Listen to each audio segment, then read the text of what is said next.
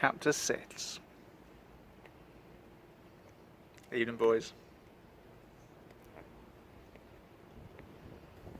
Alright, where were we? Finn walked home, the hood of his jacket pulled up to hide his face. The drizzle had cleared and the town was returning to normality. His own sort of normality, at least. Not for the first time, Finn felt that the pressure that came from knowing that the safety of this town would one day be entirely his responsibility. Except now he'd been told that the one day was less than a year away, when his father would leave to join the council. That revelation made it hard for Finn to even breathe. He had grown up hearing stories of the world's legend hunters, the defenders of each blighted village. The families in each town had passed down knowledge, techniques and weapons through generation after generation, each swearing to protect the people. Except the world legends hunters weren't really needed anymore. Their towns had grown quite quiet. The hunters remained in their once blighted villages of precaution. Some even continued to train themselves and their children just in case. But most had moved on to other careers. That man stamping your ticket at the train station could be from a long line of legend hunters. So did that dance teacher, the weather presenter, your school teacher, the guy who comes to fix your TV. But not in Darkmouth. Finn's family had been legend hunters as far back as history went.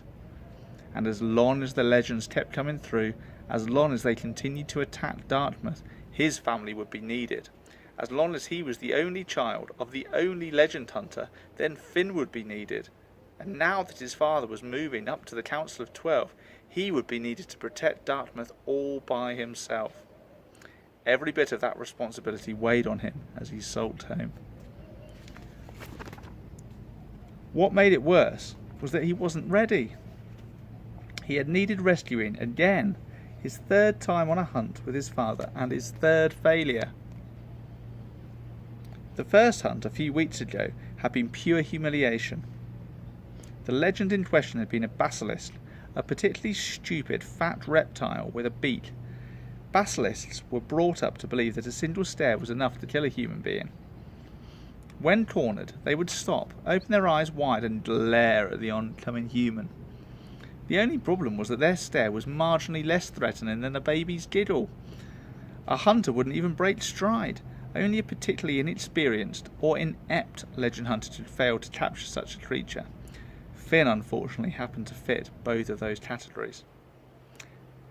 His father had strung the hunt out for as long as possible to show Finn how to best track a legend using his own skill rather than any technology. When their world meets our world, it creates a dust. Even the rain won't wash it away. Follow the dust tracks. Know the streets. Go at an even pace. It was then that his father noticed Finn wasn't in his shadow anymore. Instead, after quickly bagging the basilisk, he found his son 2 lanes away, on his back, kicking his legs in the air like a stranded turtle. His dad's fear had always been that a legend would fell Finn. Instead, his son had been undone by the awkwardness of his own fighting suit and the not exactly famous fighting skills of a pavement. There was an uncomfortable silence on the walk home. Oh dear. The second hunt, just the previous week, had started well enough. Following a few modifications to his armour, Finn was even given his own desiccator. His father stayed with him as they hunted the intruder. It was a small manticore, with a body of a lion, the stubby wings of a dragon, a scorpion's tail lined with poisonous darts, and the most dangerous of all, an inability to shut up. They moved quickly. Finn tracked the dust from the infested side, just as he had learnt, until he cornered the manticore in an alleyway.